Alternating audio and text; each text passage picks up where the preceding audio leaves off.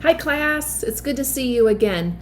Okay, for our next assignment in religion class, I'm going to continue reading out of the New Testament about Jesus' ministry and how he continues to speak to the thousands along the countryside as he continues to reveal the kingdom of God to those people. So the next story I'm going to read is about Jesus and his disciples, and it's called 2 by 2. So sit back, relax, and enjoy about the next 8 minutes or so as I read 5 stories out of the New Testament. 2 by 2. Jesus and his friends went from one place to the next, telling people the good news that God's kingdom had arrived.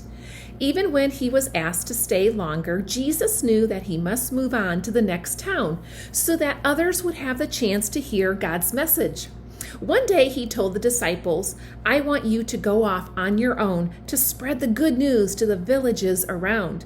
That way, many more will hear it." At first, the disciples felt scared of going alone, but Jesus put them in pairs so that each one had a partner to help him. Then he promised, "I am giving you my power so that you will be able to cure those who are ill and drive out evil spirits." He gave them instructions too. Don't go way down with baggage. Carry as little as possible, and you will travel more easily and quickly. When you arrive in a town, stay with whoever invites you in. Pray that God will bless the homes where you are made welcome. Give freely to everyone because God has given generously to you. Leave that place well alone. If the townsfolk won't listen to you, leave that place well alone. They will be responsible for refusing to hear God's invitation.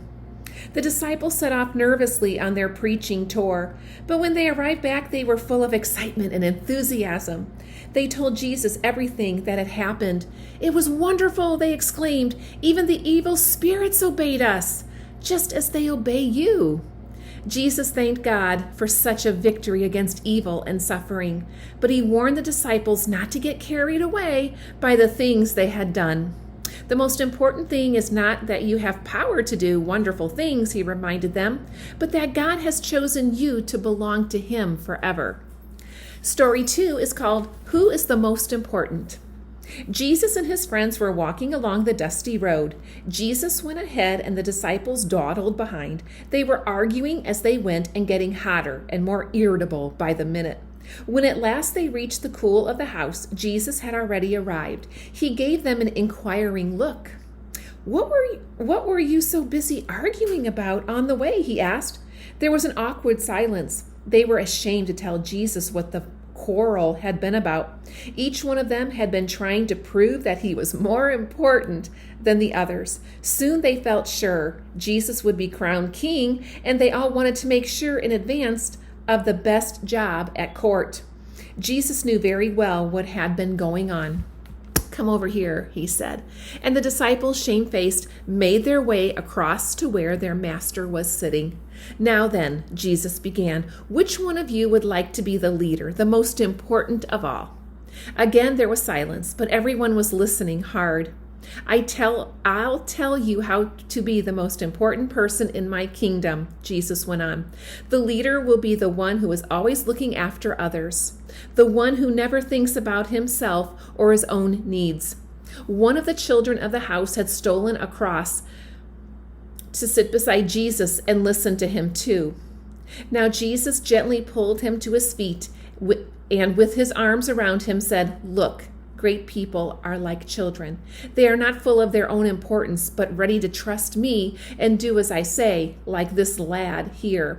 Remember that every time you welcome a boy or girl for my sake, instead of sending them away, it's just as if you are welcoming me. And whoever welcomes me is welcoming God, my Father himself."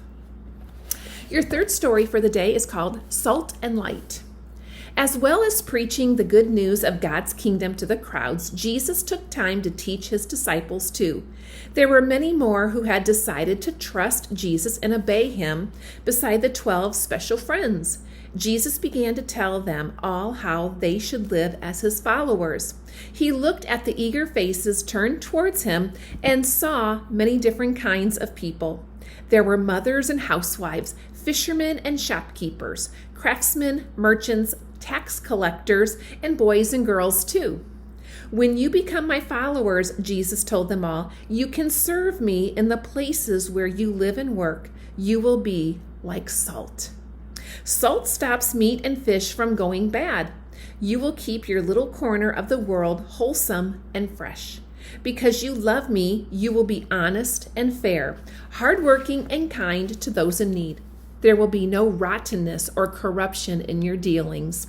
Salt gives taste to food too, because you live life with true enjoyment. Your words and actions will add relish to the lives of everyone you mix with. Don't try to keep your loyalty to me a secret. Just look up there at that town built on the top of the hill. It doesn't try to hide away and pretend it isn't there. Everyone can see it wherever they are. See that you stand out clearly as my followers. Let everyone know that you have found me, the light of the world. Then you will shine like lights too. You will help others to find their way in life. You will bring comfort and help to those who are in the dark because they are lonely or sad or puzzled by life's problems. Light and salt, these are the pictures of every true follower of mine in his dark and evil world. Story 4 is called The Enormous Picnic. The disciples were very tired after their preaching tour, but the crowds around Jesus were as big as ever. There was not even time to stop for meals. When Jesus saw their exhausted faces, he said, "We'll go off to our own for a rest." The disciples thankfully agreed, and they all clambered into Peter's boat and set off across the lake. But as they drew nearer to the land, they saw that the quiet spot they had chosen was thronged with people, all waiting for the glimpse of Jesus. They had seen the boat leave and raced around the shore, arriving ahead of them. The disciples groaned with disappointment, but Jesus looked with pity at the people. They were in such need of his loving care. All day he taught them, but when evening came, the disciples had had enough. "Send the crowds away, Master," they begged. "There are no shops here, and they'll have to hurry if they are to get to the town in time to buy food." "Why don't you give them a meal?" Jesus asked. "However could we do that?" Philip replied. "It would cost a small fortune to feed this number. There must be at least 5,000 men, not counting their wives and families." Then Andrew spoke. "There's a lad here who has offered Jesus his lunch, but it's only two little fish and 5 small bread rolls, so what good is that?" Jesus did not answer Andrew's question. "Sort the people into groups of 50, he told the disciples, "then get them to sit on the grass." As the disciples bustled off to organize everyone, Jesus turned to the boy who was waiting shyly. "Thank you," he said with a smile as he took and packed lunch for him. When everyone was ready and waiting, Jesus held up the picnic food for all to see and thanked God for it. No one understood what happened next. They only knew that the bread and fish that Jesus handed to each disciple to give to the crowd was more than enough for them all. Even the children had to say, "I'm full," at last. But how good it had tasted. Each of the 12 disciples was left with a basket full of food that had not been needed. "That will do for our next meal," Jesus said. How wonderful their master was. He could satisfy their deepest needs as well as seeing that they had enough food to eat. And your last story for the day is called Walking on Water. When the enormous picnic was over, Jesus sent the disciples ahead of him back across the lake.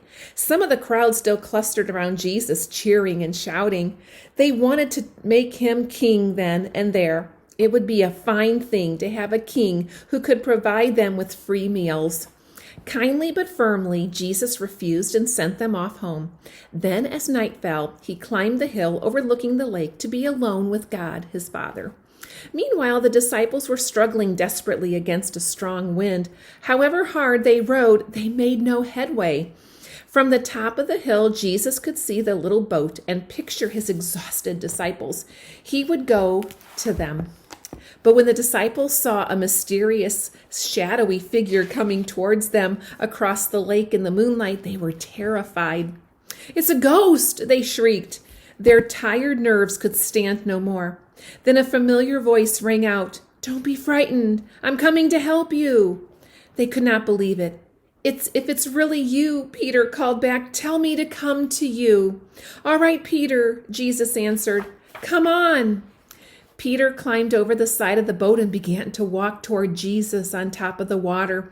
Suddenly he felt a strong gust of wind catch him, and he looked down at the swirling waves.